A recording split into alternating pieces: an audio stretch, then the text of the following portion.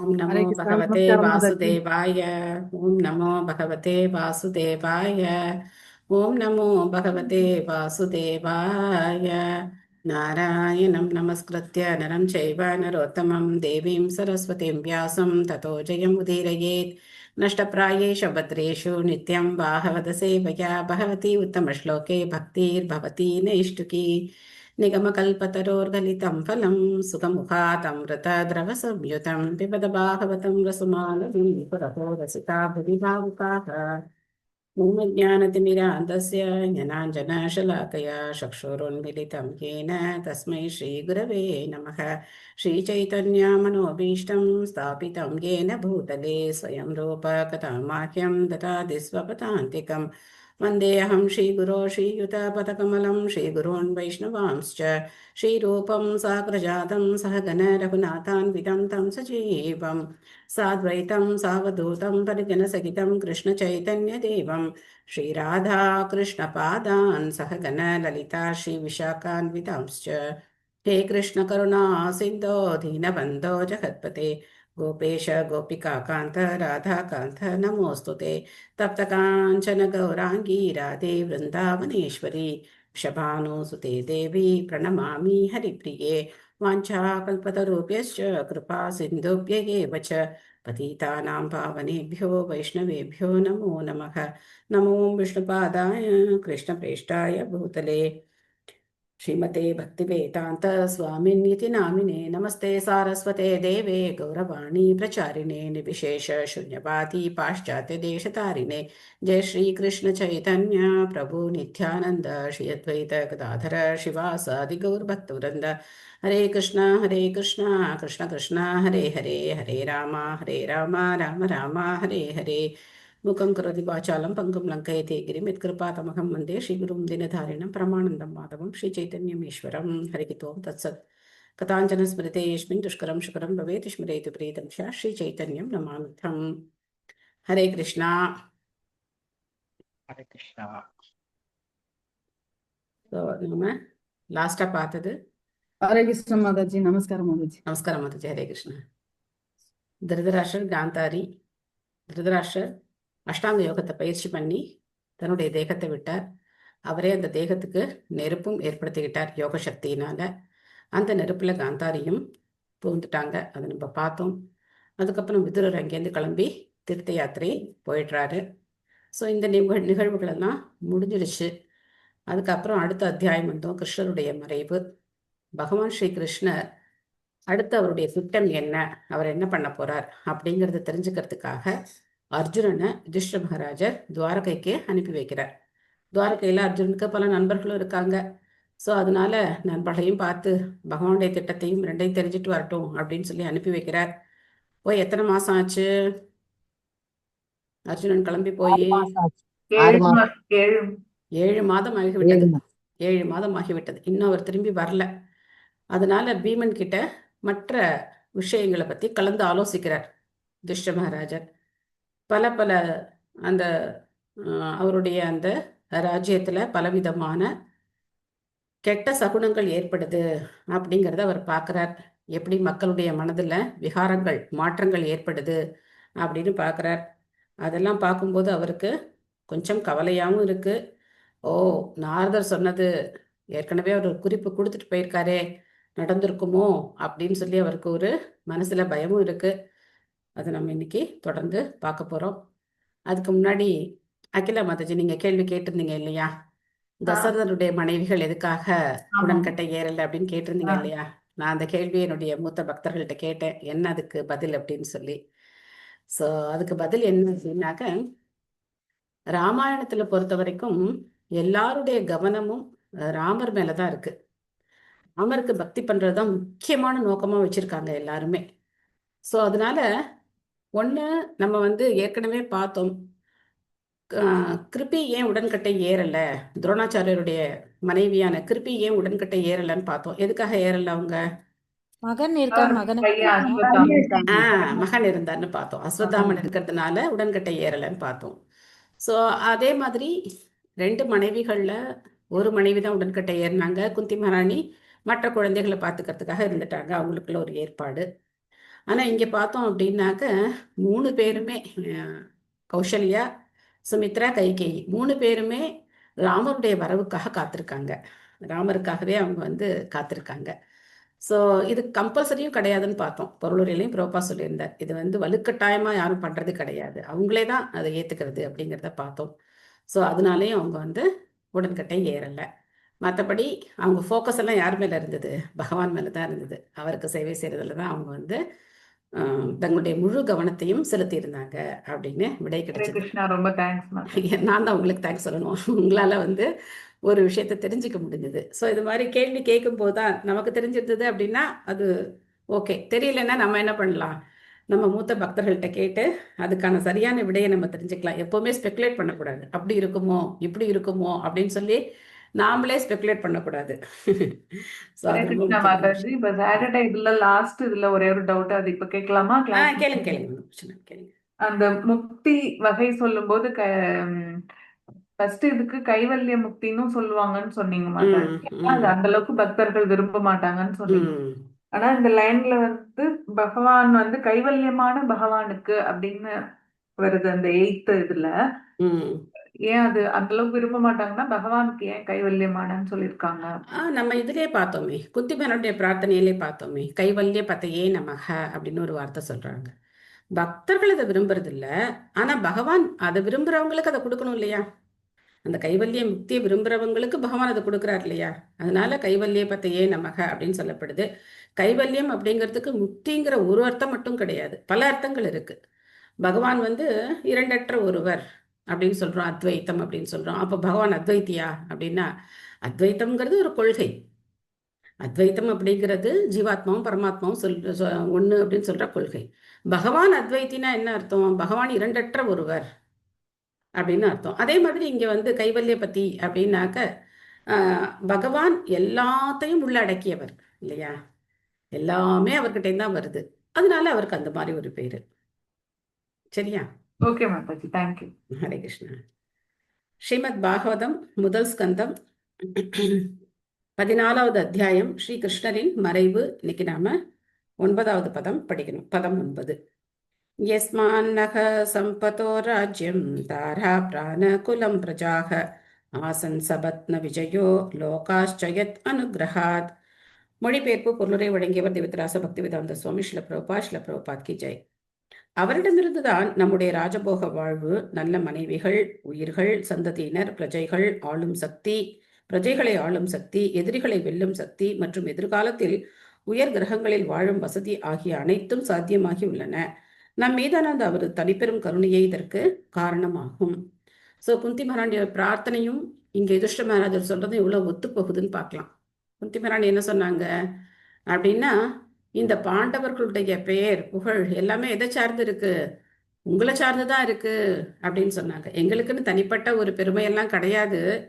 உங்களை சார்ந்து இருக்கிறதுனால, உங்களுடைய பக்தர்களா இருக்கிறதுனால, உங்களுடைய அனுகிரகத்தினால எங்களுக்கு இதெல்லாம் கிடைச்சிருக்கு அப்படின்னு சொன்னாங்க. அதையே யாரும் சொல்றா? யுதிஷ்டிர மகாராஜனும் ஒத்துக்கிறார். ஆமா, இந்த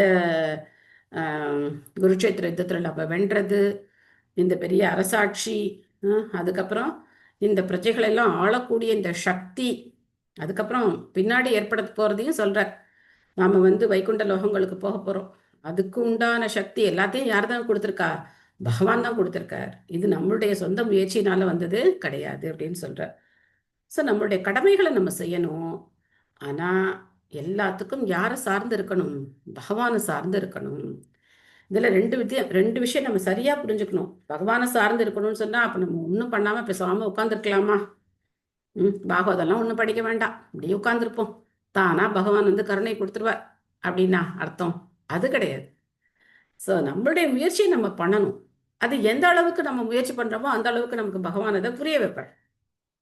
அதனால புரியறதுக்கு நம்ம பகவானை சார்ந்து இருக்கணும். ஆனா படிக்கிற நம்ம முயற்சியை நம்ம என்ன பண்ணணும்? நாம படிக்கணும். அதே மாதிரி ஒரு பையன் இருக்கான், எக்ஸாம் போகணும், எக்ஸாமுக்கு எல்லாம் கிருஷ்ணர் பார்த்துப்பேன், நான் ஒன்றும் படிக்கவே வேண்டாம், நான் படிச்சு ஜாலியாக கிரிக்கெட் விளையாடிட்டு இருக்கேன் அப்படின்னு சொல்லி கிரிக்கெட் விளையாடிட்டு எக்ஸாம் ஹாலில் போய் உட்காந்து கிருஷ்ணா எனக்கு ஆன்சர்லாம் ஞாபகம் வரணும் அப்படின்னா வந்துருமா? மற்ற ஸ்மிருதி ஞானம் அப்போகம் பகவான் கொடுப்பார், ஸ்மிருதி கொடுப்பார். ஆனா எப்ப கொடுப்பார்? நீ உன்னுடைய முயற்சியை பண்ணியிருந்தனா ஸ்மிருதியை பகவான் கொடுப்பார். முயற்சியே பண்ணாம சும்மா உட்காந்துட்டு பகவான் வந்து கொடுப்பாருன்னா கொடுக்க மாட்டார். ஜி சாந்தி மாதாஜி படிக்கிறீங்களா பொருளுரை? ஹரே கிருஷ்ண மாதாஜி. ஹரே கிருஷ்ணன்.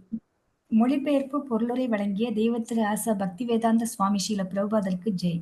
பொருளுரை: நல்ல மனைவி, நல்ல வீடு, போதுமான நிலம், நல்ல குழந்தைகள், செல்வச் சிறப்புள்ள குடும்பங்களுடனான உறவு, எதிரிகளை வெல்லும் சக்தி ஆகியவையும், புண்ணிய செயல்களால் அடையப்படும் சொர்க்கலோக வாழ்வு ஆகியவையும் பௌதீக செழுமை எனப்படுகின்றன. இவ்வசதிகள் கிடைப்பதற்கு ஒருவரது கடின உழைப்பு அல்லது நேர்மையற்ற வழிகள் மட்டுமல்லாமல் பகவானின் கருணையும் காரணமாகும். ஒருவரது சொந்த முயற்சியால் அடையப்படும் செழுமையும் பகவானின் கருணையே சார்ந்ததாக உள்ளது. சுய முயற்சியுடன் பகவானின் அருளும் வேண்டும். பகவானின் அருளின்றி சுய உழைப்பால் மட்டுமே யாராலும் வெற்றியடைய முடியாது. கலியுக மனிதன் பகவானின் அருளில் நம்பிக்கை கொள்ளாமல் சுய முயற்சியில் மட்டுமே நம்பிக்கை கொண்டிருக்கிறான்.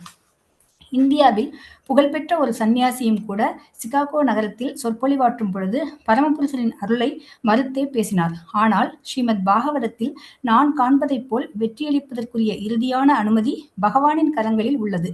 இதுவே வேத முடிவாகும். யுதிஷ்டிர மகாராஜன் தமது சொந்த வெற்றிக்கு பகவானின் அருளே காரணம் என்பதை ஒப்புக்கொள்கிறார். எனவே மிகச்சிறந்த அரசரும் பகவத் பக்தருமான யுதிஷ்டிரரின் அடிச்சுவடுகளை பின்பற்றி வாழ்வை பூரண வெற்றியடையதாக செய்து கொள்ள வேண்டும். பகவானின் அனுமதியின்றி ஒருவரால் வெற்றி பெற இயலுமானால் நோயாளிகளின் நோயை தீர்ப்பதில் எந்த மருத்துவரும் தோல்வியடைய மாட்டார்.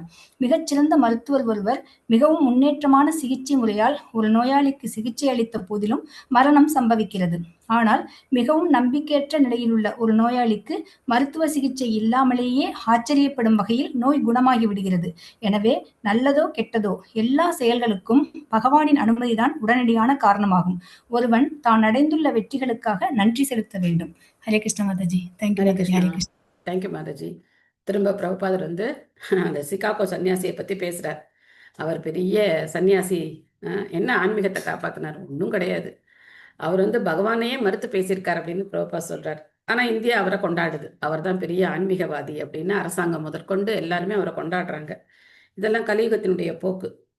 ஆனால் நம்ம இங்கே சாஸ்திரத்தில் பார்க்குறோம், யுதிஷ்டிர மகாராஜர், குந்தி மகாராணியே அதான் சொன்னாங்க, யுதிஷ்டிர மகாராஜரும் அதான் சொன்னார். ஸோ நாங்கள் வந்து ரொம்ப வீரமாக சண்டை போட்டு ராஜ்யத்தை நாங்கள் தான் ஜெயிச்சோம் அப்படிலாம் அவர் பெருமை பேசலை. என்ன சொல்றார்?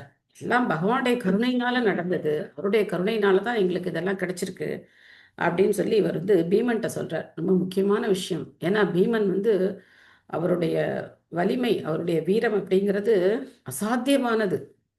அப்போ பீமன் கிட்ட சொல்லும்போது பீமனுக்கு கோபம் வரலாம் இல்லையா? அது எப்படி சொல்லலாம்? நான் தானே இவ்வளோ கஷ்டப்பட்டு என்னுடைய தோல் வலிமையினால தான் நான் தானே ஜெயிச்சிருக்கேன் அப்படின்னு சொல்லலாம் இல்லையா? பட் அவரும் கேட்டுட்டு என்ன பண்றார்? எஸ், கரெக்ட், பகவானுடைய கருணையினால தான் நம்ம ஜெயிச்சோம் அப்படிங்கிறத அவரும் ஒத்துக்கிறார். ஸோ அதனால பக்தர்களுடைய வழி தான் நம்ம போகணுமே தவிர சும்மா காவி உடை போட்டுக்கிட்டு ஃபேமஸாக பேசுறதுனால ஒருத்தர் என்ன ஆயிட மாட்டார்? பக்தராயிட முடியாது. பக்தர்கள் ஆச்சாரியர்களுக்கு சம்பிரதாயத்தில் வரணும். சம்பிரதாயத்தில் வந்த ஆச்சாரியர்கள் மூலமாக கேட்டால் தான் நமக்கு விஷயங்கள் உள்ளபடி புரியுமே தவிர மற்றபடி கொஞ்சம் கஷ்டம்தான். பஸ்யோத்பாதா நரவியாக்ர திவ்யான் பௌமான் சதைஹிகான் தாருணான் சம்சத்தோ தூராத் பயம் நோ புத்திமோகனம்.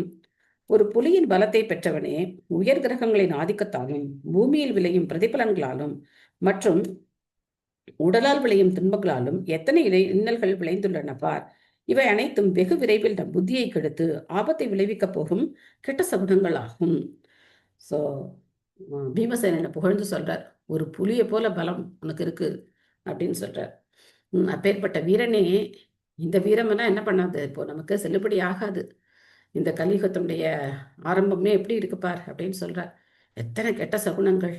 இதெல்லாம் எதனால ஏற்படுது அப்படின்னா, நம்ம பார்த்துருக்கோம் இல்லையா? 3 வகையான துன்பங்கள்னு பார்த்துருக்கோம். அத்தியாத்மிக, அதிபௌதிக, அதிதெய்வீக. அதிதெய்வீக கிளேஷம். 3 விதமான கிளேஷங்கள், துன்பங்கள். இந்த கிளேஷங்கள் எல்லாம் ஏற்படுது அப்படின்னா இது என்ன பண்ண போகுது? நம்ம புத்தியை கெடுத்து குழப்ப போகுது. ஏன்னா இது வரைக்கும் நம்ம இந்த மாதிரி பார்த்தது இல்லை. இந்த மாதிரி கணவன் மனைவிகளுக்கு இடையில பிரச்சனையோ, இல்லைன்னா நண்பர்களுக்கு இடையில பிரச்சனையோ, குடும்ப அங்கத்தினர்களுக்குள்ள இவ்வளோ பெரிய பிரச்சனையோ, இவ்வளோ பெரிய மாறுபாட்டை நம்ம பார்த்ததில்லை. பருவ காலங்கள் மாறுறதெல்லாம் நம்ம பார்த்ததில்லை. இப்போ இதெல்லாம் பார்க்குறோம். இதனால என்ன ஆக போகுதோ அப்படின்னு சொல்லி எனக்கு ரொம்ப கவலையா இருக்கு அப்படின்னு சொல்றார். சித்ரா மாதாஜி படிக்கிறீங்களா?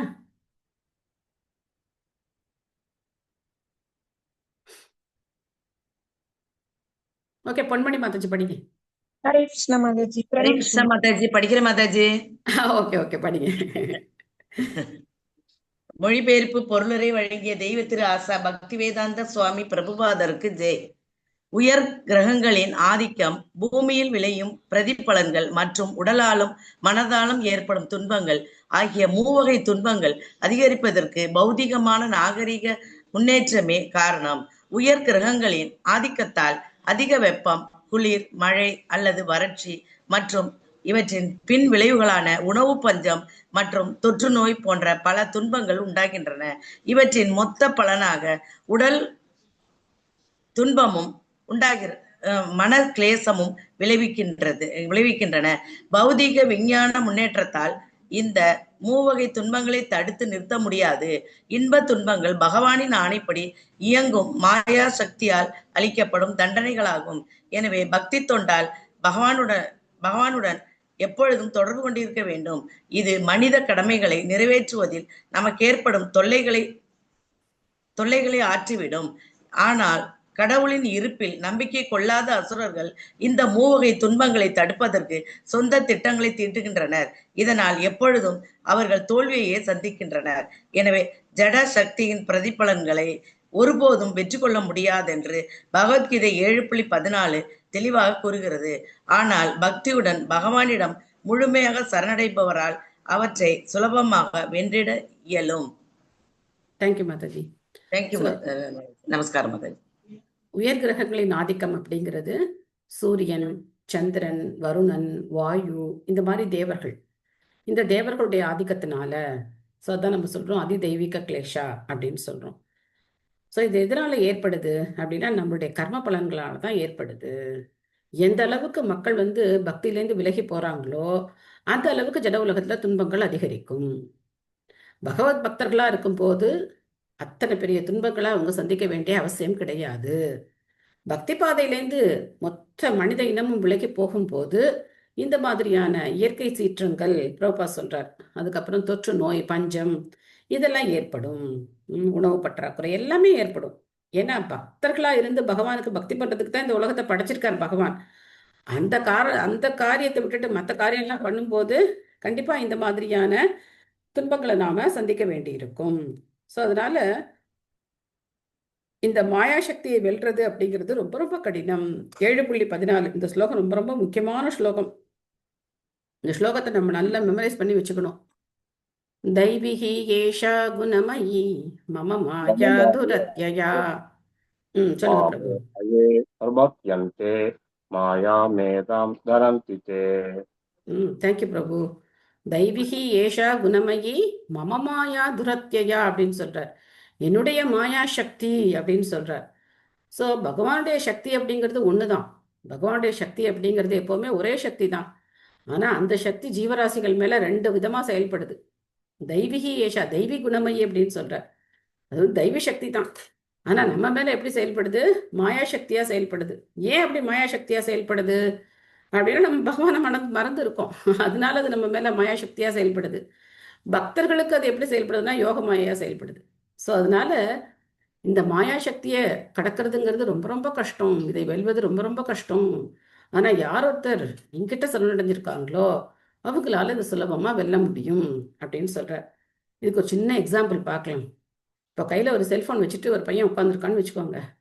அவன் அதில் என்னென்னமோ பார்ப்பான் இல்லையா? என்ன அவனுக்கு பிடிச்சிருக்கோ அதெல்லாம் பார்த்துட்டே இருப்பான். நேரம் போகிறதே தெரியாது. பையன் என்ன, நம்மளே உட்காந்து பார்த்துட்டு இருப்போம் இல்லையா? என்னென்ன வருதோ ஏதோ ஒன்று பார்க்க போய் கடைசியில் எங்கேயோ போய் நிற்போம். நம்ம என்ன எதுக்காக அதை ஆன் பண்ணோன்னே தெரியாது நமக்கு.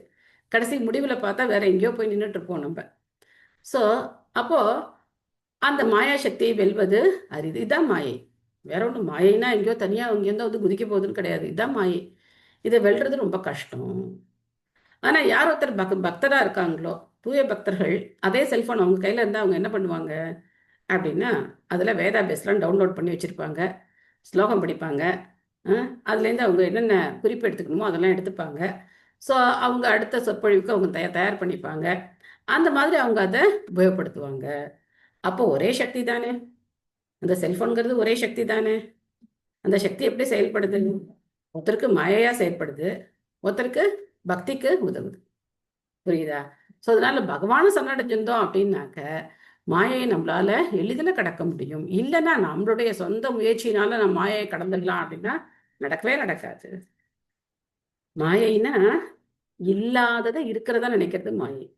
இல்லாத ஒரு விஷயத்த இருக்கிறதா நினைக்கிறது மாயை.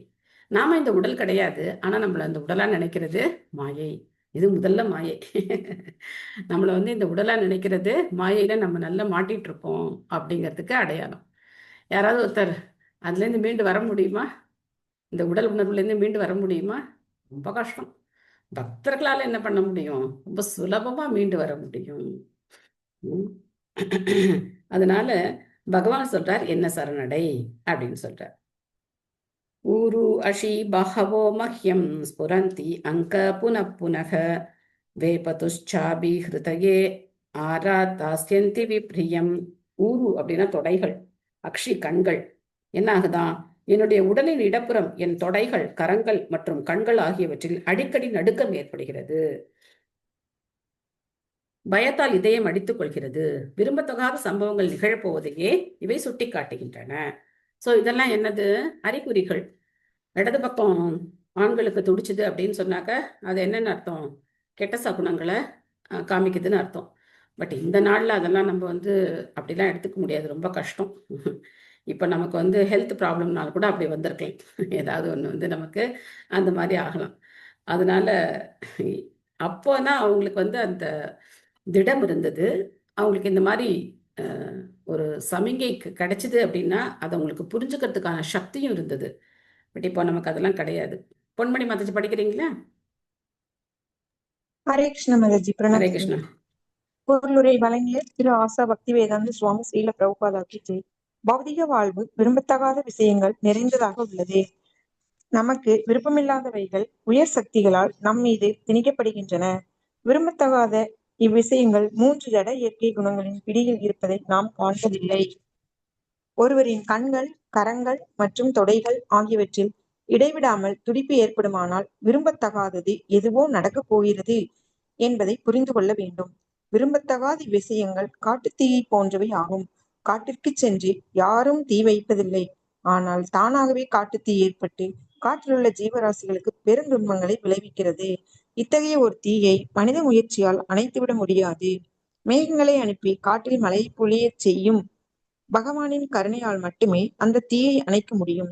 அதை போலவேதான் வாழ்வில் ஏற்படும் விரும்பத்தகாத விஷயங்களை பல திட்டங்களை தீட்டுவதால் தடுத்துவிட முடியாது. மனிதர்களுக்கு அறிவு புகட்டி அவர்களை அறியாமையிலிருந்து விடுவிப்பதற்காக தமது தகுதியுள்ள பிரதிநிதிகளை அனுப்பி வைக்கும் பகவானின் கருணையால் மட்டுமே இத்துன்பங்களை போக்க முடியும். தேங்க்யூ மதுஜி. ஹரே கிருஷ்ணன். தேங்க்யூ மதுஜி. ஹரே கிருஷ்ணன்.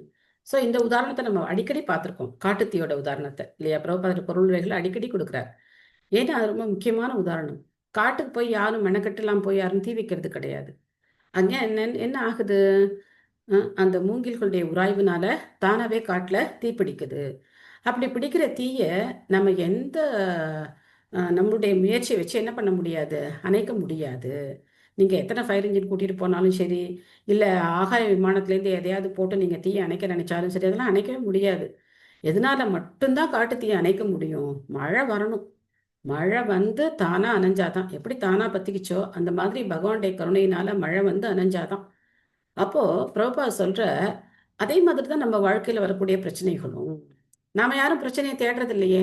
நமக்கு ரொம்ப ஆசையா இருக்கா, இன்னைக்கு காலம்புற எழுந்த உடனே எனக்கு ஒரு 4 பிரச்சனை வரணும் அப்படின்னு நம்ம யாராவது ஆசைப்படுறோமா? யாரும் ஆசைப்படுறது கிடையாது. ஆனா என்ன ஆகுது? 40 பிரச்சனை வருது. ஒரு நாள் பொழுது விடிஞ்சு பொழுது போறதுக்குள்ள எத்தனை பிரச்சனை நமக்கு வருது. காரணம் என்ன?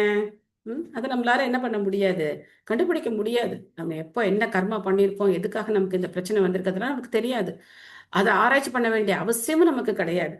ஸோ அப்போ எப்படி அந்த பிரச்சனையை நம்மளால தீர்க்க முடியும் அப்படின்னா, எப்படி காட்டில் தீயை வந்து நம்மளுடைய மனித முயற்சினால தீர்க்க முடியாதோ அந்த மாதிரி இந்த பௌதீக உலகத்தினுடைய துன்பங்களை நம்மளுடைய மனித முயற்சினால தீர்க்க முடியாது. எதனால தீர்க்க முடியும்? பகவானுடைய கருணையினால தீர்க்க முடியும். பகவான் எப்படி நமக்கு எப்படி கருணை கொடுக்கிறார் அப்படின்னா, சாஸ்திரங்களையும் கொடுத்து அதை சொல்லிக் கொடுக்கறதுக்கான ஆச்சாரியர்களே அனுப்பி வைக்கிறார். அதனால நமக்கு நம்மளுடைய பிரச்சனைகளை தீர்த்துக்க முடியும். Material problems, spiritual solutions. Material ப்ராப்ளம்ஸை இன்னொரு மெட்டீரியல் சொல்யூஷன் வச்சு தீர்க்கவே முடியாது. நீங்க பாருங்க, எந்த மெட்டீரியல் ப்ராப்ளத்துக்கும் கண்டுபிடிக்கிற மெட்டீரியல் சொல்யூஷனால ப்ராப்ளம் ஜாஸ்தி ஆகும். ஒரு காலத்துல, சின்ன உதாரணம், ஒரு காலத்துல பார்த்தோம் அப்படின்னா எல்லாம் நடந்து போயிட்டு இருந்தாங்க. எங்க பார்த்தாலும் நடைப்பயணம் தான். பல்லக்கில் தூக்கிட்டு போவாங்க, தேர்ல போவாங்க, குதிரை வண்டி இருந்தது இல்லையா? குதிரை அரசர்கள்லாம் குதிரை வண்டியில தேர்ல எல்லாம் போயிட்டு இருந்தாங்க. எதுக்கு குதிரை, மாடு, தேரு, கீரு? நம்ம என்ன கண்டுபிடிச்சோம்? வாகனங்கள் எல்லாம் கண்டுபிடிச்சோம் இல்லையா? இவ்வளோ சந்தோஷமா இருந்தது. ஆட்டோ, முதல்ல ஆட்டோ பார்த்தப்போ எப்போ இவ்வளோ ஆசை. இந்த குழந்தைங்களாம் பார்த்தோன்னா ஆட்டோவில் போகணுன்னே அழுவும். இந்த ஆட்டோவை பார்த்தா அவ்வளோ ஆசையாக இருக்கும். இந்த மாதிரி பல வாகனங்களை இப்போ கண்டுபிடிச்சிட்டோம். இதனால நன்மையா இப்போ தீமையாச்சா?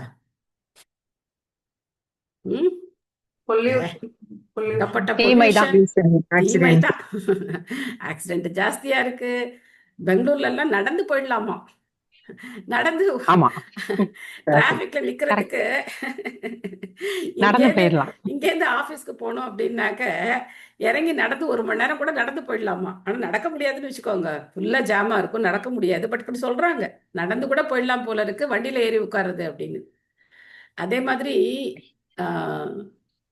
இதுல இருந்து ஷார்ஜால இருந்து துபாய்க்கு நிறைய பேர் எல்லாம் வந்துருச்சு. அதுக்கு ஒன்றும் பஞ்சம்லாம் கிடையாது.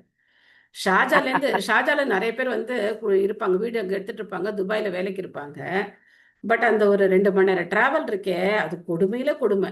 வண்டி நகராது, நின்றுட்டே இருக்குமா, நகராது. சரி, அந்த நாட்டுல எல்லாம் தான் அப்படி இருக்கு, நம்ம ஊர்லாம் அப்படி இல்லை அப்படின்னாக்கா இங்கேயும் வந்துருச்சு, எல்லாம் இங்கேயும் வந்துருச்சு. ஸோ நம்ம என்ன கண்டுபிடிக்கிறோமோ அது என்ன ஆகுது, இன்னொரு பிரச்சனைக்கு காரணமாகுது. துக்க ஔஷதம் ததபி துக்கம். துக்கத்துக்கு ஒரு மருந்து கொடுத்தோம் அப்படின்னா அது அதுக்கு மேல பெரிய கஷ்டமா வந்து நிக்குது.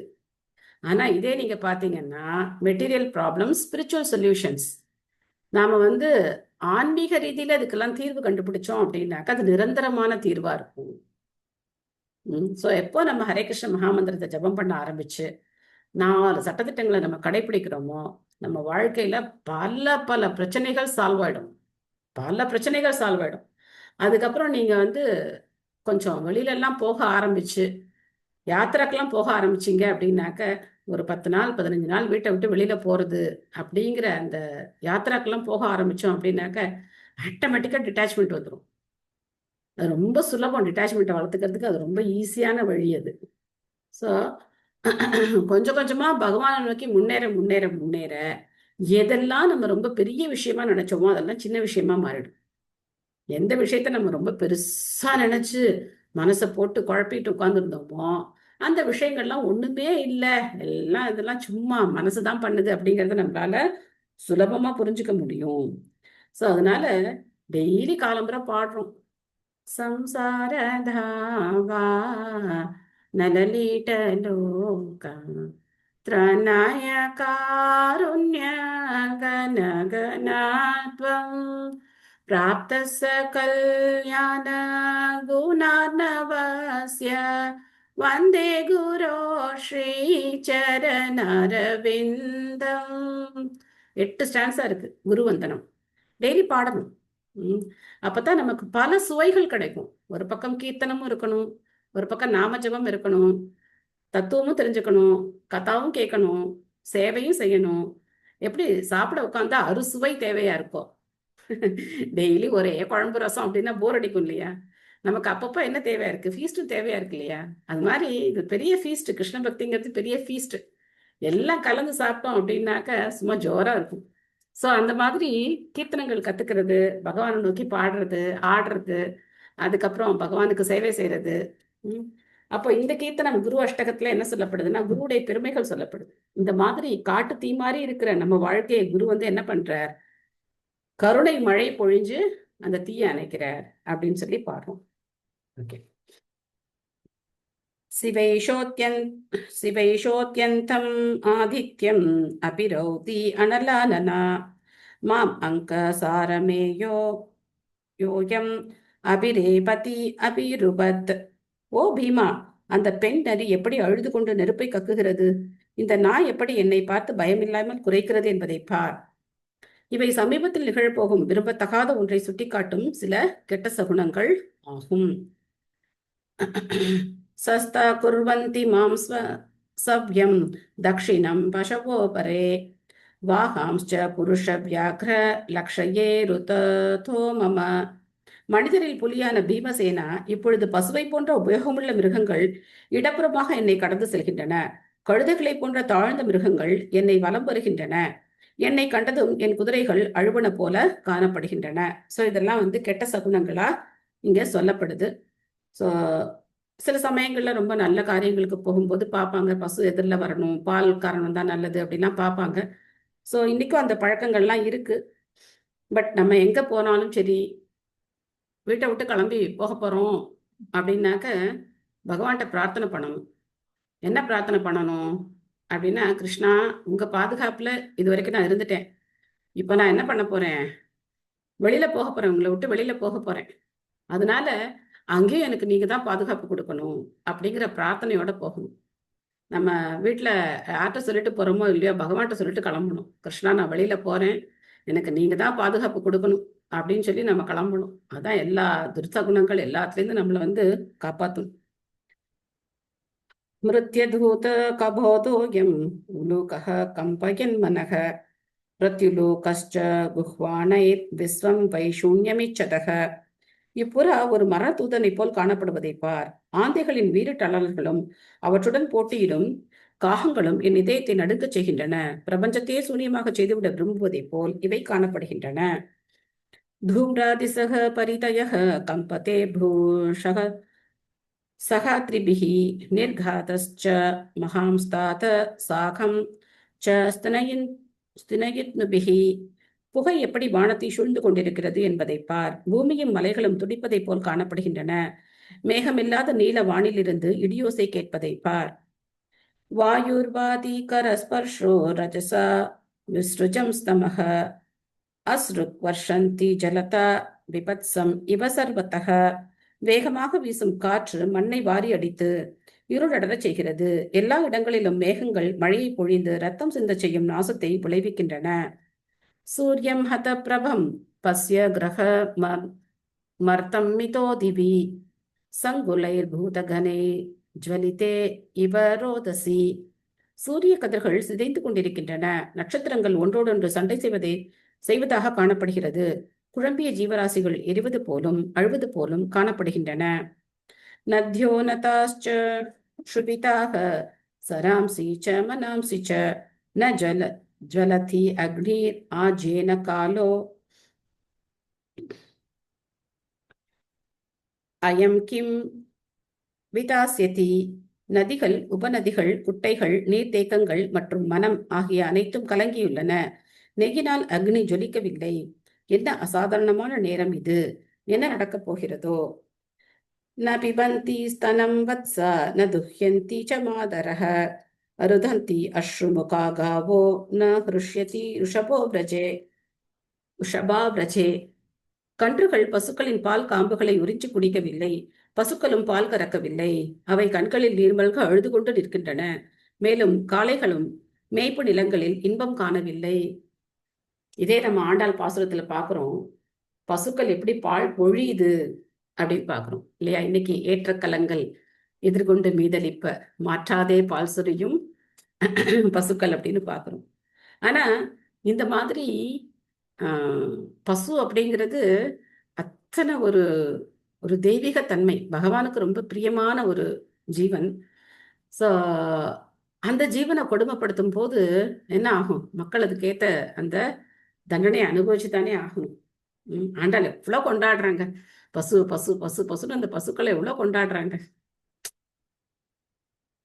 தைவதானி ருதந்தி வஸ்வித்யந்தீஹி உச்சலந்தி ச இமே ஜனபதா கிராமக புரோத்யானா கராஸ்ரமாக பிரஷ்டஸ்ரீயோ நிரானந்த கிம் அகம் தர்ஷயந்தினக.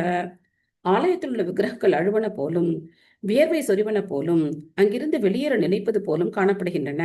நகரங்கள், கிராமங்கள், புறங்கள், நந்தவனங்கள் சுரங்கங்கள் மற்றும் ஆசிரமங்கள் ஆகிய அனைத்தும் பொழிவிழந்தும் மகிழ்ச்சியற்றும் காணப்படுகின்றன. எத்தகைய துன்பங்கள் நமக்காக காத்திருக்கின்றனவோ நான் அறியேன். எதுக்காக இதெல்லாம் ஏற்படுது அப்படிங்கறத அவருக்கு கெஸ் பண்ண முடியுது. இருந்தாலும் அவர் என்ன பண்ணல, வெளிப்படையா அதை சொல்லல. மன்ய ஏதேர் மகோத்பாதைர் நூனம் பகவத பதைஹி அனன்ய புருஷ ஸ்ரீபீர் ஹீனா பூர்ஹத சௌபகா. இந்த மண்ணுலக குழப்பங்கள் எல்லாம் உலகின் நல்லதிர்ஷத்தில் பெரும் இழப்பை சுட்டிக்காட்டுவதாகவே நான் நினைக்கிறேன். உலகம் பகவானின் தாமரை பாத சுவடுகளால் அலங்கரிக்கப்படும் பாக்கியத்தை பெற்றிருந்தது. இந்நிலை நீடிக்காது என்பதையே இந்த அறிகுறிகள் சுட்டிக்காட்டுகின்றன. சோ அவருக்கு தெரியுது. ஆனாலும் அவர் என்ன பண்ணல, அவ்வளோ கன்ஃபார்மா அந்த நியூஸ் இன்னும் வரல அவருக்கு. அர்ஜுனன் வந்தாதான் எதையும் முடிவா நம்மளால தெரிஞ்சுக்க முடியும். அதனால இவர் நினைக்கிறார், இத்தனை நாள் பகவானுடைய தாமரை பாதங்கள் பட்டு குந்தி மகாராணி ரொம்ப அழகா பிரார்த்தனை பண்ணாங்க இல்லையா, உங்களுடைய தாமரை பாதங்கள் படுறதுனால இப்போ எங்களுடைய ராஜ்யம் எப்படி இருக்கு, ரொம்ப அழகா இருக்கு அப்படின்னு சொல்றாங்க. இதுல பூமி தேவிக்கும் ரொம்ப பெரிய சந்தோஷம். ஏன்னா மற்றவங்களை பிரிஞ்சு பகவான் இப்போ துவாரகையில இருக்கும்போது விருந்தாவனத்துல இருக்கல, விருந்தாவனத்துல இருக்கும்போது துவாரகையில இல்ல, ஆனா எப்பவுமே எங்க இருக்காரு, பூமி தாய் மேல இருக்காரு இல்லையா, அவருடைய பாதங்கள் படுது இல்லையா. அதனால பூமி தாய்க்கு ரொம்ப சந்தோஷம், எப்பவுமே என்னை விட்டு நீங்க பிரியத்தே கிடையாது அப்படின்னு அவங்களுக்கு ரொம்ப சந்தோஷம். ஆனா இப்ப என்ன ஆகும் போல இருக்கு, அதுக்கும் ஒரு முடிவு வரும் போல இருக்கே அப்படின்னு நினைக்கிறேன். இதி சிந்தயதஸ்ய திருஷ்டாரிஷ்டேன சேதசா ராஜ்னா பிரத்யாகமத் பிரம்மன் எதுகு புரியாக வித்வஜக. பிராமணரான சௌனகரே, அச்சமயத்தில் பூமியில் காணப்பட்ட கெட்ட சகுனங்களை கண்டு யுதிஷ்டிர மகாராஜன் தமக்குள் சிந்தித்தவராய் இருக்கையில் எதுபுரியிலிருந்து துவாரகை அர்ஜுனன் திரும்பி வந்தார். சோ இந்த ஸ்லோகத்தை சொல்றது யாரு, இந்த ஸ்லோகத்தை யார் சொல்றா அப்படின்னா சூத்த கோஸ்வாமி சொல்றார். சௌனக ரிஷின்னு வந்தா யாரை ஞாபகம் வச்சுக்கணும், சூத்த கோஸ்வாமி ஞாபகம் வச்சுக்கணும். பரீட்சித் மகாராஜரும் சுகதேவ கோஸ்வாமி பேசுறாங்க. அதுக்கப்புறம் இது வரைக்கும் நமக்கு இந்த 2 பேர் தான் வந்திருக்காங்க, இதுக்கப்புறம் யாரும் நமக்கு இன்னும் புதுசா வரல. ஸோ நடுவில் அப்பப்போ வந்தாங்க, அர்ஜுனன் பேசினார், குந்தி மகாராணி பேசினாங்க. ஸோ அதெல்லாம் அப்படி வந்தது. பட் மெயின் பேரா வர்றது யாரு அப்படின்னா இவங்க தான், சூத்த கோஸ்வாமி, சௌனக ரிஷிகள், சுகதேவ கோஸ்வாமி, பரீட்சித் மகாராஜா. ஓகே, நல்ல ஞாபகம் வச்சுக்கணும். தம் பாதையோ நிபதிதம் அயதா பூர்வமாதுரம் அதோ வதனம் அப்பிந்தூன் சுஜந்தம் நயனாப்ஜயோஹோ. என்னாச்சு, தமது பாதங்களில் அவர் சிரம் தாழ்த்தி வணங்கிய பொழுது அவரது சோகம் புதுமையாக இருப்பதை அரசர் கவனித்தார். அவரது சிரம் தாழ்ந்திருந்தது, அவரது தாமரை கண்களில் இருந்து கண்ணீர் உருண்டோடியது. யாரை பத்தி சொல்றாருங்க, அர்ஜுனனா மாதாஜி? அர்ஜுனன். அர்ஜுனன் வந்த உடனே தன்னுடைய அண்ணனான யுதிஷ்டிர மகாராஜனுடைய பாதங்கள்ல விழுந்து வணங்குற. எப்போ இல்லாத மாதிரி அவருடைய முகம் எப்படி இருக்கு, ரொம்ப சோகமா இருக்கு. அவருடைய கண்ணுல இருந்து கண்ணீர் வேற அப்படி கொட்டுது. இது ரொம்ப ஒரு புதுசா இருக்கு. ஏன்னா சத்திரியர்கள் எப்பவுமே வீரதீரமா இருக்கக்கூடியவர்கள். அதுவும் அர்ஜுனன் அழகு, ரொம்ப அழகு, அவருடைய அழகுக்கு பெயர் போனவர். அப்படிப்பட்டவர் இங்க அழுதுகிட்டே இருக்கிறார். விலோக்கியதா விக்ன ஹிருதயோ விச்சாயம் அனுஜம் நிருபாக பிருச்சதி ஸ்ம சுஹ்ரோன் மத்தியே சம்ஸ்மரன் நாரதேரிதம். மன வருத்தத்தினால் அர்ஜுனனின் பொழிவிழந்த தோற்றத்தை கண்ட அரசர் யுதிஷ்டிரர் நாரத முனியின் குறிப்புகளை நினைவு கூர்ந்து நண்பர்களுக்கிடையில் இருந்த அவரிடம் வினவினார். ஸோ நாரதர் சொன்னது அவருக்கு நல்லா ஞாபகம் இருக்கு, மறக்கல அவர். இன்னும் கொஞ்சம் காலம்தான் இருக்கு, பகவான் தன்னுடைய லீலைகளை முடிச்சுட்டு கிளம்பிட போறார், நீங்களும் தயாரா இருங்க அப்படின்னு சொல்லிட்டு போனார். ஸோ அது அவரோட மனசுல ஆழமா வச்சிருக்கார். அதனால அர்ஜுனுடைய சோகத்தை பார்த்து அவருக்கு சந்தேகம் இன்னும் ஜாஸ்தி ஆகுது. அடுத்து வரக்கூடிய ஸ்லோகங்கள், இதுவரைக்கும் நம்ம பார்த்தது எல்லாமே கெட்ட சகுனங்களை பார்த்தோம்.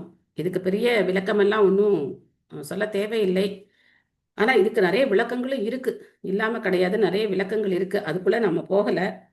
அடுத்து யுதிஷ்டிர மகாராஜனுடைய கேள்விகள் ரொம்ப முக்கியமான கேள்விகள், நம்ம பாடம் கத்துக்க வேண்டிய நிறைய கேள்விகள் யுதிஷ்டிர மகாராஜன் கேட்க போறார். அதனால நாம இந்த பகுதியை கவனமா படிக்கணும். யுதிஷ்டிர உவாச்ச கஷ்டித் ஆனர்த்தபுர்யாம் நக ஸ்வஜனா சுகமாசதே மதுபோஜ தசார்ஹார்ஹ சாத்வதாந்தக விருஷ்ணயः. எல்லார பத்தியும் கேட்கிறார். யுதிஷ்டிர மகாராஜன் கூறினார், அன்புள்ள சகோதரனே, மது, போஜ, தசார்க, ஆர்க, சாத்வத, அந்தக மற்றும் எதுவம்ச அங்கத்தினர்கள் போன்ற நமது நண்பர்களும் உறவினர்களும் அவர்களது நாட்களை மகிழ்ச்சியாக கழித்து வருகின்றனரா என்று தயவு செய்து என்னிடம் கூறு. ஸோ இத்தனை வம்சங்கள் இருக்கு, எல்லாரும் அங்கதான் இருக்காங்க, துவாரகையில இருக்காங்க. ஸோ அவங்க எல்லாம் எப்படி இருக்காங்க? நல்ல மகிழ்ச்சியா சந்தோஷமா இருக்காங்களா அப்படின்னு சொல்லி கேட்கிறார். சூரோ மதாமக கஷ்டித் ஸ்வஸ்தி ஆஸ்தே வாதமாரிஷக மாதுல சானுஜா கஷ்டித் குஜலி ஆனதுந்துபிகி. மரியாதைக்குரிய எனது பாட்டனார் சூரசேனர் மகிழ்ச்சியுடன் இருக்கிறாரா? எனது தாய்மாமனான வசுதேவரும் அவரது இளைய சகோதரர்களும் நலமா அப்படின்னு கேட்கிறார். ஆனதுந்துபி அப்படின்னாக்க வசுதேவரை குறிக்கிற சொல். முன்னாடியே நமக்கு இந்த வார்த்தையும் வந்திருக்கு. சப்தஸ்வசாரஸ்தத்பத்ன்யோ மாதுலான்யக சகாத்மஜாக ஆசத்தே சஷ்ணுஷா ஷேமம் தேவகி பிரமுகா ஸ்வயம். ஆத்மஜா அப்படின்னாக்க என்ன அர்த்தம்? நிறைய தடவை நம்ம இதை பார்க்கலாம். அனுஜ அப்படின்னா தம்பி அப்படின்னு அர்த்தம், மகன் அப்படின்னு அர்த்தம், ஆத்மஜா அப்படின்னா மகன்கள் அப்படின்னு அர்த்தம். தேவகியை தலைமையாக கொண்ட அவரது 7 மனைவிகளும் சகோதரிகள் ஆவர். அவர்களும் அவர்களது மகன்களும் மருமகள்களும் மகிழ்ச்சியாக இருக்கிறார்களா? எல்லாரையும் கேட்கிறார்.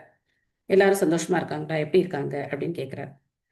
கஷ்டித் ராஜா ஷுகோ ஜீவதி அசத் புத்ரோஸ்ய சானுஜக ருதீக சசுதோ க்ரூரோ ஜயந்தோ கதசாரணாக ஆசத்தே குஷலம் கஷ்டித் ஏச்ச சத்ருஜித் ஆதயக கஷ்டித் ஆஸ்தே சுகம் ராமோ பகவான் சாத்வதாம் பிரபு. தீவரான கம்சனை மகனாக பெற்ற உகுணசேனரும் அவரது இளைய சகோதரரும் இன்னும் உயிருடன் இருக்கிறார்களா? இருதிகரும் அவரது மகன் கிருத்தவர்மனும் மகிழ்ச்சியுடன் உள்ளனரா? அக்ரூரர், ஜெயந்தர், கத, சாரணர் மற்றும் சத்ருஜித் ஆகிய அனைவரும் நலமா? பரமபுருஷரும் பக்தர்களின் காவலருமான பலராமர் எப்படி இருக்கிறார்? ஸோ இந்த கேள்விகள்லேருந்து நாம முக்கியமா ஒரு விஷயத்த தெரிஞ்சுக்கணும். என்ன தெரிஞ்சுக்கணும்? இது எப்படி இருக்கு? ஊர்ல இருந்து ஒருத்தர் வந்தா நம்ம கேட்போம் இல்லையா? அந்த மாதிரி தானே இருக்கு. அவங்க நல்லா இருக்காங்களா, இவங்க நல்லா இருக்காங்களா, இவங்க எப்படி இருப்பாங்க, அங்க எப்படி இருப்பாங்க, அத்தை சௌக்கியமா இருக்காங்களா, மாமா நல்லா இருக்காங்களா அப்படிலாம் நம்ம கேட்போம் இல்லையா? அதே மாதிரி தான் இருக்கு இல்லையா? ஆனா இதுல ஒரு விசேஷம் என்ன அப்படின்னா, இவங்கெல்லாம் பகவத் பக்தர்கள். இவங்க எல்லாருமே பகவத் பக்தர்கள். அதனால நாம ஒரு பக்தரை பார்க்கும்போது அந்த ஊர்ல இருக்கிற இல்ல நமக்கு தெரிஞ்ச அவருக்கும் தெரிஞ்ச பக்தர்களை பத்தி நம்ம என்ன செய்யணும்? விசாரிக்கணும். அந்த பக்தர்கள்லாம் எப்படி இருக்காங்க, அவங்க சேவையெல்லாம் எப்படி நடந்துகிட்டு இருக்கு, அங்க பக்தி தொண்டு எப்படி நடக்குது, இந்த விஷயங்களை நாம எப்படி என்ன பண்ணணும் கேட்கணும். இது பௌதிகமான விஷயம் கிடையாது. பகவானை தொடர்பு வச்சு நம்ம என்ன கேட்கணும்? அந்த இடத்துல பிரச்சாரம் எப்படி நடக்குது, அங்க நின்று நிறைய பக்தர்கள் வர்றாங்களா, அந்த கோவில்ல என்னென்ன பண்ணிட்டு இருக்காங்க, என்னென்ன சேவைகள் புதுசா செய்யறாங்க அப்படின்னு நம்ம புஸ்தக விநியோகம் பத்தி இந்த மாதிரி விஷயங்களை நாம கேட்கணும். இதே மாதிரி சைத்தன்ய மகாபிரபு ஒவ்வொரு வருஷமும் அவரை பார்க்கறதுக்காக நவதீபத்திலேருந்து பக்தர்கள் ஜெகநாத் புரிக்கு வரும்போது இந்த மாதிரி விசாரிக்கிறது வழக்கம்.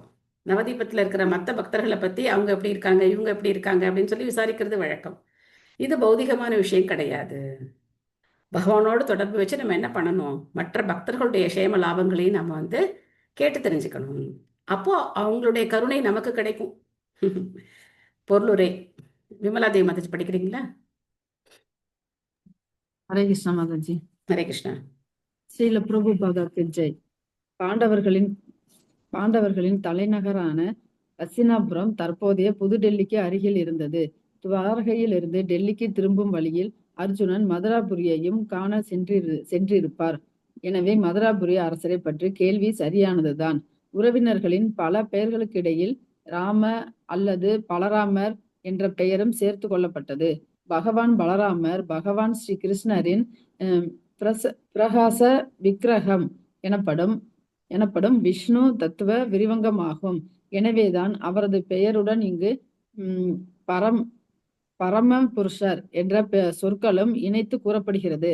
பரமபுருஷர் இரண்டற்ற ஒருவரே என்றாலும் அவர் தம்மை பல்வேறு ஜீவராசிகளாக விரிவடைய செய்கிறார். விஷ்ணு தத்துவங்கள் பகவானின் விரிவங்கங்களே ஆவர். அவர்கள் தன்மையிலும் அளவிலும் பகவானுக்கு சமமானவர்கள் ஆவர். ஆனால் பகவானின் ஜீவசக்தி விரிவங்கங்கள் ஒருபோதும் பகவானுக்கு சமமானவர்கள் அல்ல. ஜீவ சக்தியும் விஷ்ணு தத்துவமும் சமமானவை என்று நினைப்பவர் தண்டிக்கப்பட வேண்டியவர்கள் ஆவன். ஸ்ரீராமர் அல்லது பலராமர் பக்தர்களை காப்பவர் ஆவர். பலதேவர் எல்லா பக்தர்களுக்கும் ஆன்மீக குருவாக செயல்படுகிறார். அவரது காரணமற்ற கருணையினால் வீழ்ந்த ஆத்மாக்கள் விடுதலை அடைகின்றன. பகவான் சைத்தன்யர் தோன்றிய காலத்தில் பலதேவர் ஸ்ரீ நித்யானந்த பிரபுவாக தோன்றினார். மேலும் பகவான் நித்யானந்த பிரபு அவரது தனிப்பெரும் கருணையினால் மிக மிக இழிவடைந்த ஆத்மாக்களான ஜகாய் மதா என்னும் இரட்டையரை காப்பாற்றினார். எனவேதான் பலராமர் இங்கு முக்கியமாக பக்தர்களை காப்பவர் என்று குறிப்பிடப்படுகிறார். அவரது தனிப்பெரும் கருணையினால் தான் ஒருவரால் பகவான் ஸ்ரீ கிருஷ்ணரை அணுக இயலும். எனவே தூய பக்தர்களை காத்தருளும் ஆன்மீக குருவாக தோன்றியுள்ள ஸ்ரீ பலராமர் பகவானின் கருணை அவதாரம் ஆவார். ஹரே கிருஷ்ணா. நன்றி மாதாஜி. ஹரே கிருஷ்ணா. தேங்க்யூ மாதாஜி. பகவான் சாத்வதாம் பதி, ராமோ பகவான் சாத்வதாம் பிரபு அப்படின்னு இங்க ஒரு வார்த்தை கடைசியில் அந்த ஸ்லோகத்துல இருக்கு பாருங்க. ராமோ பகவான் சாத்வதாம் பிரபு. சாத்வதர்கள் அப்படின்னா பக்தர்கள், பிரபு அப்படின்னா பக்தர்களை காக்கக்கூடியவர், தலைவர்னு அர்த்தம். யாரு? பலராமர். ஸோ பிரபுபாதர் இந்த வார்த்தைகளை வச்சு பலராமருடைய புகழ் நமக்கு சொல்றார். பலராமர் வேற யாரும் கிடையாது, பகவானுடைய உடனடியான விரிவங்கம் தான் பலராமர். பகவானுடைய விரிவங்கங்கள் பல பல. அதுல பார்த்தோம்னா விஷ்ணு தத்துவங்கள், ஜீவ தத்துவங்கள். அந்த ஜீவ தத்துவங்கள் என்ன ஆக முடியாது? விஷ்ணு தத்துவங்களுக்கு எப்பவுமே சமமாக முடியாது. தேவர்கள், மனிதர்கள், மற்ற ஜீவராசிகள் எல்லாருமே ஜீவ தத்துவங்கள். பகவானுடைய விஷ்ணு தத்துவங்கள் நம்ம பார்த்தோம், விரிவங்கங்கள்ல பார்த்தோம். பலராமர், சங்கர்ஷ்ணர், பிரத்யும்னர், அனிருத்தர், வாசுதேவர். அதுக்கப்புறம் பல்வேறு விதமான விஷ்ணு மூர்த்திகள் எல்லாருமே விஷ்ணு தத்துவங்கள். தேவர்கள் யாரும் விஷ்ணு தத்துவங்கள் கிடையாது. ஸோ சிவபெருமான் விஷ்ணு தத்துவமும் கிடையாது, ஜீவ தத்துவமும் கிடையாது, இடைப்பட்ட சம்பு தத்துவம் அப்படின்னு பார்த்தோம். ஸோ அதனால இங்க அவர் துவாரகையிலேருந்து இப்போ டெல்லிக்கு வர சமயத்துல என்ன பண்ணியிருப்பார்? மதுராவை கிராஸ் பண்ணி தானே வந்திருப்பார். அதனால மதுராவுக்கும் போயிருப்பார். மதுராலையும் அங்க இருக்கிறவங்க எல்லாரையும் பார்த்திருப்பார். அப்படிங்கிறதுனால அவங்கள பத்தி இல்லாம கேட்கிறார் அப்படின்னு நம்ம பார்த்தோம். பிரத்யும்ன சர்வ விருஷ்ணீனாம் சுகமாஸ்தே மகாரதக கம்பீர ரயோ நிருத்தோ வர்த்ததே பகவான் உத. விருஷ்ணி குடும்பத்தின் பெரும் தளபதியான பிரத்யும்னர் எப்படி இருக்கிறார்? அவர் மகிழ்ச்சியுடன் இருக்கிறாரா? மேலும் பரமபுருஷன் விரிவங்கமாகிய அனிருத்தர் நலமா? ஸோ இவங்க எல்லாருமே விஷ்ணு தத்துவங்கள் தான், பகவானுக்கு சமமானவர்கள். சுபமலர் மாதாஜி படிக்கிறீங்களா?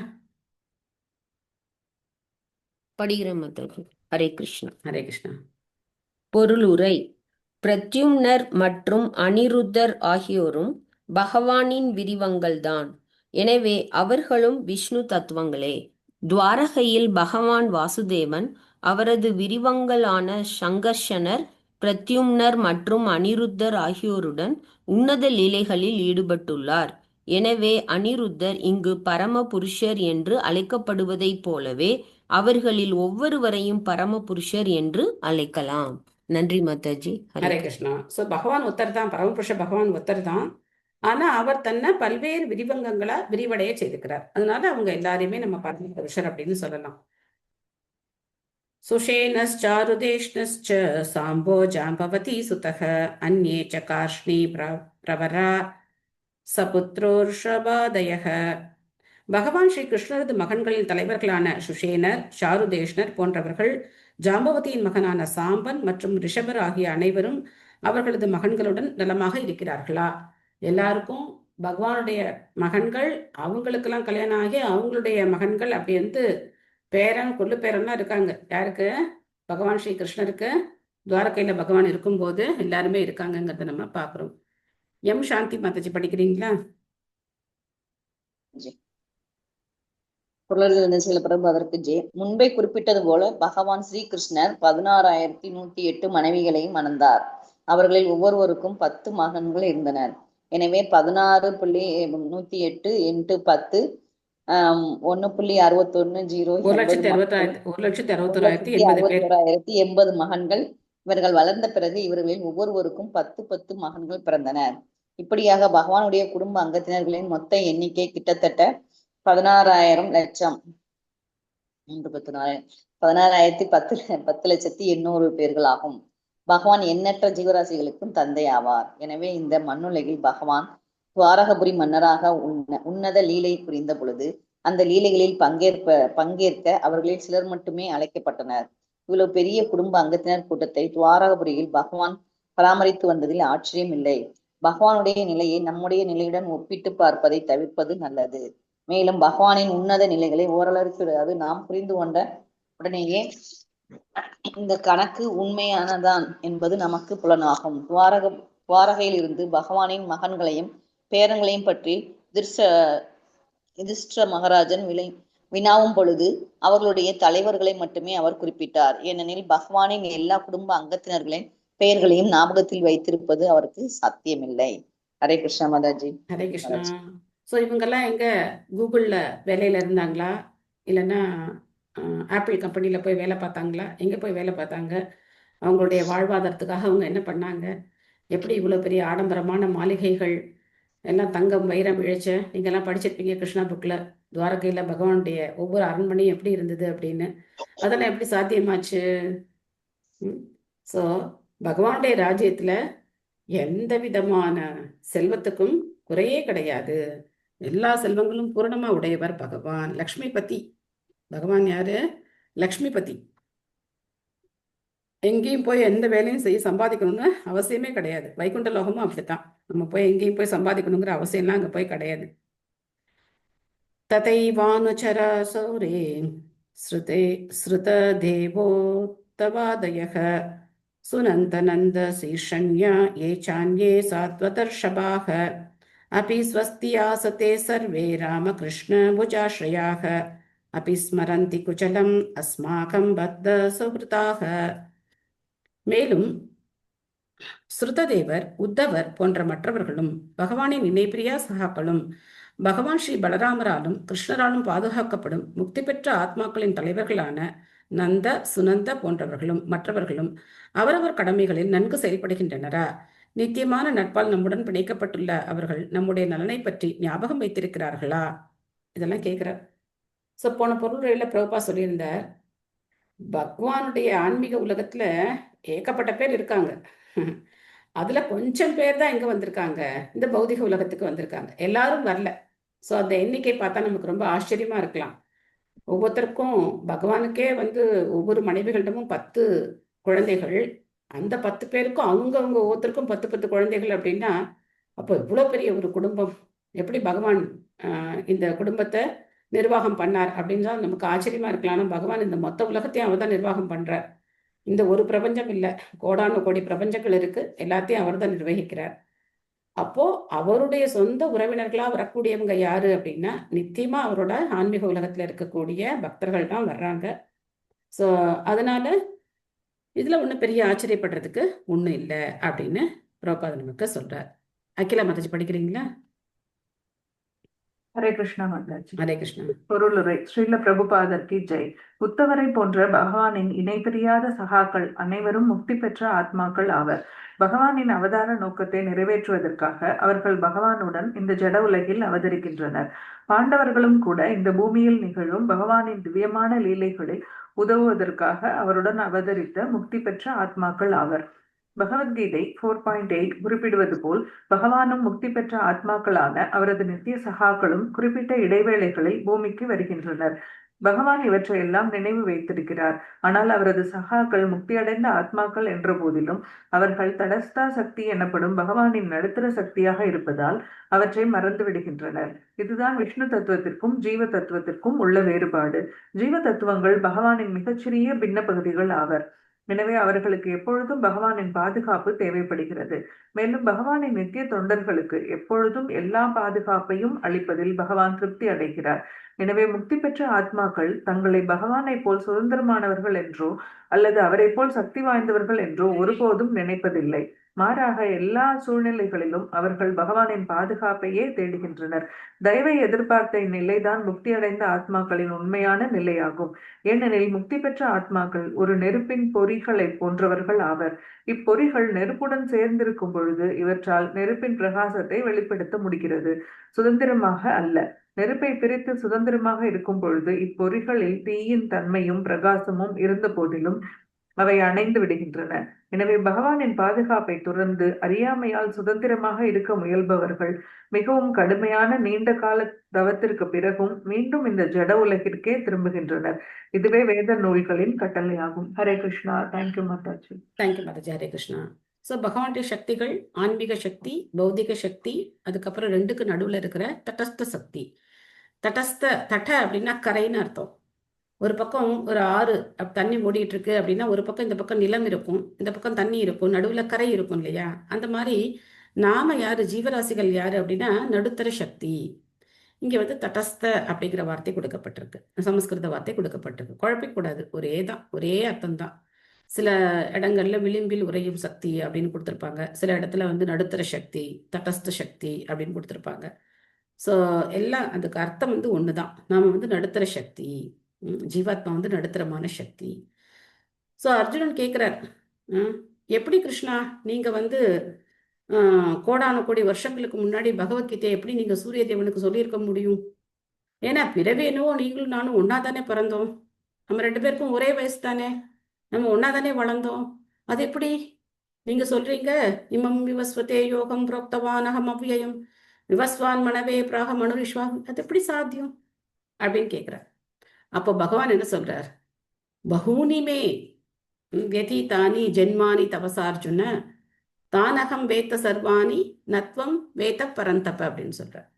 பகூனிமே வியதீதானி அப்படிங்கிற, நீ நானும் அர்ஜுனா பல பல பிறவிகள் எடுத்திருக்கோம், ஆனா அதெல்லாம் எனக்கு ஞாபகம் இருக்கு, உனக்கு ஞாபகம் இல்லை, நீ மறந்துட்ட அப்படின்னு சொல்ற. ஏன் இந்த மறதி நமக்கு ஏற்படுது, பகவானுக்கு ஏன் ஏற்படுறது இல்ல மறதி? பகவானே மறதியா இருக்காங்க. பகவானே மறதியா இருக்காரா? சோ ஏன் முக்குணங்களால கட்டுப்பட்டவர் அவர்தான் முழுமுதல் கடவுள். அவர் முக்குணங்கள்ல கட்டுப்பட்டவர் கிடையாதே. பகவானோட இருக்கிறவங்க யாரும் முக்குணங்கள்ல கட்டுப்பட்டு இருக்க முடியும்? இங்க பார்த்தோம் முக்தி பெற்ற ஆத்மாக்கள்னு பார்த்தோம் இல்லையா? முக்தி பெற்ற ஆத்மாக்கள் தானே பகவானுடைய சகாவா இருக்க முடியும்னு பார்த்தோம். இந்த பொருளுரையில பிரபுபாத் வந்து கிளியரா சொல்ற, என்ன சொன்னாரு, பகவானும் முக்தி பெற்ற ஆத்மாக்களும் அவரது நித்திய சகாக்களும் குறிப்பிட்ட இடைவெளிகளில் பூமிக்கு வருகின்றனர் அப்படின்னு சொல்றாரு. அவங்க முக்தி பெற்ற ஆத்மாக்கள் எப்படி முக்குணங்களோட கட்டுப்பாட்டுல இருக்க முடியும்? சோ இதுக்கு என்ன பதில் அப்படின்னா, நாம வந்து முக்தி பெற்ற ஆத்மாக்களா இருந்தா கூட நம்மளுடைய உடல் மாறும் போது நாம அதை மறக்கிறோம். பகவானுக்கும் ஜீவனுக்கும் என்ன வித்தியாசம்னா, பகவான் அவரும் பல்வேறு உடல் மாற்றம் அவருக்கு ஏற்படுது. அவர் ஒரு தடவை மத்ஸ்யமா வர்றார், ஒரு தடவை கூர்மா அவதாரமா வர்றார், ராமரா வர்றார், நரசிம்மரா வர்றார். பல்வேறு அவதாரங்களை பகவான் எடுத்தாலும், உடல் மாறி மாறி அவர் வந்தாலும் அவருடைய ஆன்மீக தேகம் அப்படிங்கிறது மாறுறது கிடையாது. அதனால அவருக்கு எல்லாம் ஞாபகம் இருக்கு. நம்மளுடைய உடல் அந்த மாதிரி கிடையாது. நம்முடையன்னு சொல்ல முடியாது, நாம பந்தப்பட்ட ஆத்மாக்கள். முக்தி பெற்ற ஆத்மாக்கள் பகவானோடய இருந்தா கூட மறதி அப்படிங்கிறது அவங்களுக்கு இருக்கு. பகவானுக்கு என்ன கிடையாது, மறதிங்கிறது கிடையாது.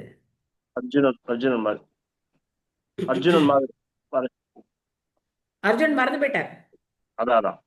எப்படி நீங்க எத்தனை வருஷத்துக்கு முன்னாடி எப்படி நீங்க வந்து சொல்லியிருக்க முடியும்? ஏன்னா அர்ஜுனனும் பகவானும் இணை பிரியாத நண்பர்கள். நரநாராயணர்களா அவங்க இன்னும் பத்ரிகாசிரமத்துல பத்ரிநாத்ல இருக்காங்க. ஸோ எப்பவும் அர்ஜுனனை பிரியறது கிடையாது பகவான். ஆனா அர்ஜுனுக்கு மறந்து போச்சு. எப்போ நீங்க விவஸ்வானுக்கு சொன்னீங்க, எப்படி சொல்லியிருக்க முடியும் அப்படின்னு சொல்லி அவருக்கு ஆச்சரியமா இருந்தது, கேட்டார். ஸோ அதனால பகவானுடைய உடல் மாறினா கூட அவருடைய தேகம் அப்படிங்கிறது எப்பவுமே ஆன்மீகமானது. எந்த வடிவத்தை பகவான் எடுத்தாலும் சரி, அந்த தேகம் அப்படிங்கிறது ஆன்மீகமானது. அது மட்டும் இல்லாம பகவானுடைய எல்லா அவதாரங்களும் நித்தியமானவை. ஏதோ டெம்பரரியா ஒரு கூர்ம அவதாரம் எடுத்தாரு, அதுக்கப்புறம் கூர்ம அவதாரம் கிடையாதுன்னு கிடையாது. வைகுண்ட லோகத்துல நித்தியமா இருக்கக்கூடிய அவதாரங்கள் தான் இந்த பூ உலகத்துக்கு வர்றாங்க. எப்பவுமே நித்தியமா இருக்கக்கூடிய அவதாரங்கள் தான். நமக்கு அதை பார்த்தா புதுசா தெரியுது, ஓ மத்ஸ்ய அவதாரம் ஒரு தடவை தான், அப்படி கிடையாது. எத்தனையோ யுகங்கள்ல பகவான் மத்ஸ்ய அவதாரம் எடுத்திருக்கலாம் இல்லையா? ஒவ்வொரு சத்தியுகத்துல வந்திருக்கணும்னு அவசியம் கிடையாது. பட் எத்தனையோ தடவை பகவான் மத்ஸ்யமா வந்திருக்கலாம். பட் அந்த மத்ஸ்ய அவதாரம் அப்படிங்கிறது ஆன்மீக உலகத்துல வைகுண்டத்துல நித்தியமா அவருக்குன்னு ஒரு லோகம் இருக்கு. மத்ஸ்ய அவதாரத்துக்கு ஒரு லோகம் இருக்கு. அதனால பகவான் நித்தியமானவர், அவரது தேகமும் எப்போதுமே ஆன்மீகமானது. அதை நாம கிளியரா புரிஞ்சுக்கணும். ஸோ அதான் இங்க வந்து பிரபுபா சொல்ற. நாம வந்து நெருப்புலேருந்து நம்பன்னு சொல்ல முடியாது. முக்தி பெற்ற ஆத்மாக்களை இங்க பிரபுபா சொல்ற. நெருப்புல இருக்கிற ஒரு சின்ன பொறி மாதிரி.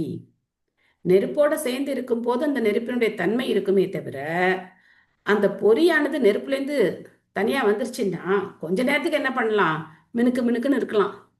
ஆனா கொஞ்ச நேரத்துல என்ன ஆயிடும், அணைஞ்சு போயிடும் இல்லையா? அந்த நெருப்போட தன்மை கொஞ்ச நேரம் இருக்கலாம், ஆனா அணைஞ்சு போயிடும்.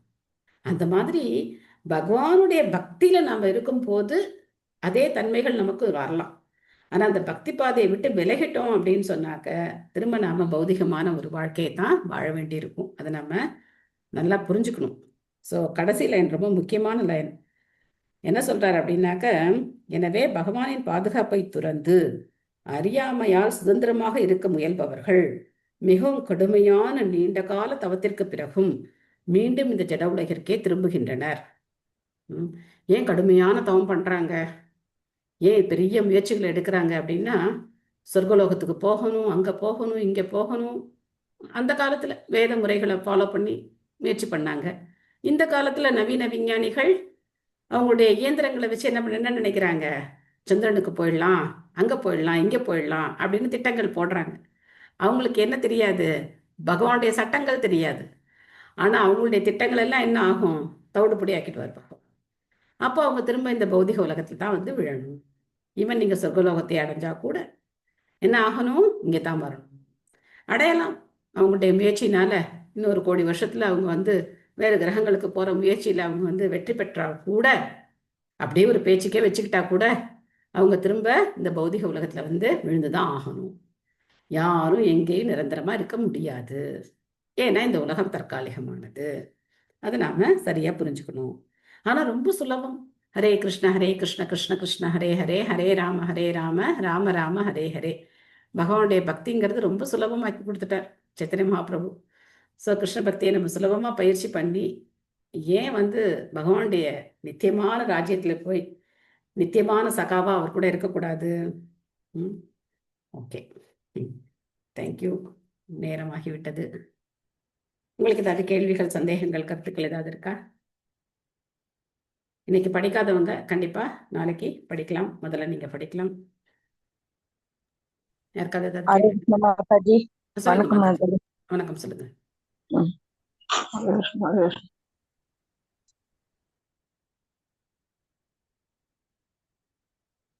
ஓகே, யாருக்கு எதுவும் கேள்வி இல்லை அப்படின்னாக்க இன்னைக்கு என்ன பாசுரம் யார் பாட போறீங்க? ஹரே கிருஷ்ணா மாதாஜி. சொல்லுங்க மாதாஜி. இது நம்ம படிச்சது இல்லாம என்கிட்ட இன்னைக்கு ஒருத்தர்கிட்ட நான் கிருஷ்ணாவை பத்தி பேசினேங்க மாதாஜி. அப்ப அவங்க கேக்குறாங்க என்கிட்ட அதுக்கு என்ன பதில் சொல்றதுன்ட்டு. நீங்க கிருஷ்ணாவை தான் கும்பிடுறீங்க, அப்ப விஷ்ணு வந்து கிருஷ்ணர் இல்லையா அப்படின்னு கேட்டாங்க. நான் வந்து இந்த மாதிரி இல்லைங்க, அவரோட விரிவங்கங்கள் தான் விஷ்ணு அப்படின்னு சொல்லி சொன்னேங்க மாதாஜி. அது தப்பா ரைட்டான்னு உங்ககிட்ட கேட்டேங்க. ரொம்ப இந்த வார்த்தையெல்லாம் பயன்படுத்த தேவையில்லை. விரிவங்கம் வார்த்தையெல்லாம் பயன்படுத்த தேவையில்லை. ஏன்னா அவங்களுக்கு அதெல்லாம் என்ன புரியுமான்னு தெரியல, நமக்கே புரியுமான்னு தெரியல. நம்ம பல தடவை படிச்சு அந்த வார்த்தை நமக்கு ஃபெமிலியர் ஆயிடுச்சு. ஸோ 2 பேரும் ஒன்று தாங்க. கொஞ்சம் சாதாரண வார்த்தைகளை பயன்படுத்தினா நல்லா இருக்கும்னு நினைக்கிறேன். என்ன மாதிரி சொல்லணும், எனக்கு அதான் உங்ககிட்ட கேட்டுக்கலாம். இனி யாராவது கேட்டாங்கன்னா அப்ப நம்ம அப்படி சொல்லிக்கலாம்ன்றதுக்காக கேட்கிறேன். அதான் 2 பேரும் ஒன்று தாங்க. விஷ்ணு கிருஷ்ணன் எல்லாம் ஒன்று தாங்க அப்படின்னு சாதாரண வார்த்தைகளை பயன்படுத்துறது சாதாரண மக்களுக்கு கொஞ்சம் எளிதா புரியும். இப்போ திடீர்னு நீங்க வந்து விரிவங்கம் அப்படின்னு சொன்னீங்கன்னா அது உங்களுக்கு புரியுமா சொல்லுங்க? புரியாதுங்க. ஸோ அவங்களுக்கு புரியுற மொழி, அந்த மொழி கொஞ்சம் எளிமையாக்கிக்கணும். இப்போ ஒரு துன்பத்தை பத்தி பேசும்போது நம்ம வந்து அத்தியாத்மிக கிளேஷா, அதிபௌத்திக கிளேஷா, அதிதெய்வீக கிளேஷா அப்படின்னா அவங்களுக்கு யாருக்கு என்ன புரியும்? புரியாது. ஸோ அது கொஞ்சம் எளிமையான வார்த்தைகள்ல சொல்லணும். நம்ம மனசுனால ஏற்படுற கஷ்டம், பிற ஜீவராக கொசுவால ஏற்படுற கஷ்டம் இப்படி சொன்னா அவங்களுக்கு ஈஸியா புரியும்.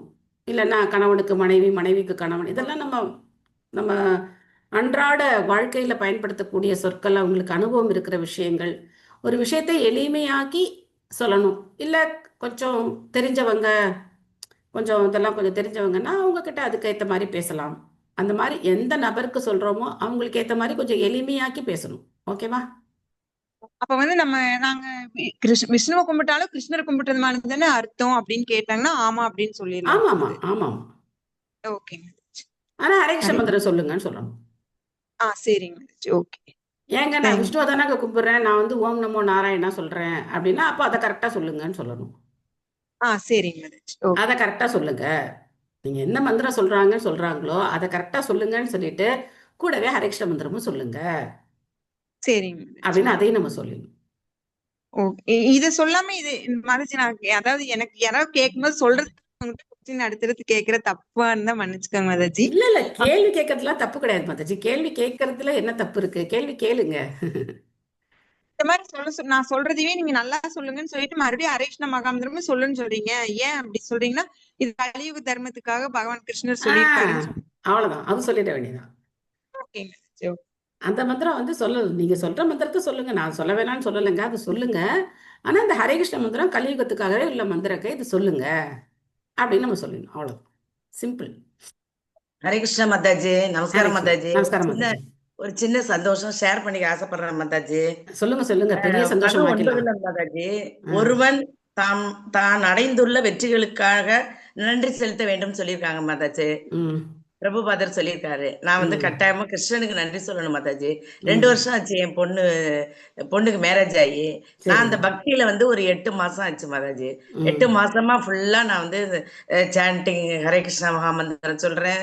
இந்த இது சொல்லியிருக்கேன் மாதாஜி. ஏகாதசி விரதம் இருந்திருக்கேன் மாதாஜி. 2 பேருமே, நானும் எங்க பிரபு 2 பேருமே சேர்ந்தே இருந்து இன்னைக்கு அவ வந்து கன்சீவ் ஆகி 45 நாள் ஆகுது மாதாஜி. நீங்க வந்து ஆசீர்வாதம் பண்ணணும் மாதாஜி. ரொம்ப சந்தோஷம், ரொம்ப சந்தோஷம். ஸோ எல்லாரும் அவங்களுக்காக பிரார்த்தனை பண்ணி ஒரு தடவை ஹரே கிருஷ்ண மந்திரம் சொல்லுவோம். ஹரே கிருஷ்ணா கிருஷ்ண கிருஷ்ணா ஹரே ஹரே, ஹரே ராமா ராம ராம ஹரே ஹரே. தேங்க்யூ மாதாஜி. நன்றி மாதாஜி. ஹரே கிருஷ்ணா. தேங்க்யூ மாதாஜி. ஹரே நன்றி மாதாஜி. ஹரே கிருஷ்ணா. ரொம்ப சந்தோஷம் ஹரே மாதாஜி. கிருஷ்ணா மாதாஜி. ஹரே கிருஷ்ணா மாதாஜி. வாழ்த்துக்கள் மாதாஜி. ஹரே கிருஷ்ணா. நன்றி மாதாஜி. நன்றி மாதாஜி. நன்றி மாதாஜி. ஹரே கிருஷ்ணா மாதாஜி. ஹரே கிருஷ்ணா. ஹரே கிருஷ்ணா மாதாஜி. பாசுரம் யார் சொல்ல போறீங்க? ஆடவர் மாதாஜி. ஓகே, பாடுங்க. ஏற்ற கலங்கள் எதிர்பொங்கி மீதளிப்ப, ஏற்ற கலங்கள் எதிர்பொங்கி மீதளிப்ப, மாற்றாதே பாசோரியும் வள்ளல் பெரும் பசுக்கள், மாற்றாதே பாசோரியும் வள்ளல் பெரும் பசுக்கள், ஆற்ற படைத்தான் மகனே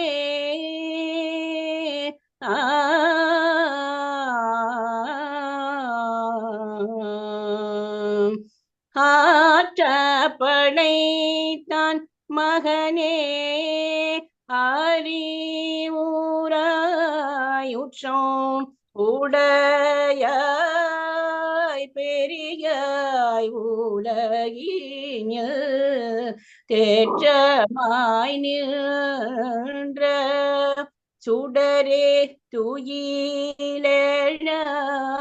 மாற்றார் உனக்கு வழி தொலைந்துன் வாசற்கள், ஆற்றாது வந்து உன் அடிபணியுமா போலே, ஆற்றாது வந்து உன் அடிபணியுமா போலே, போற்றியாவல்தோ புகழேலோரெம்பாவாய், போற்றியாவல்தோ புகழேலோரெம்பாவாய்.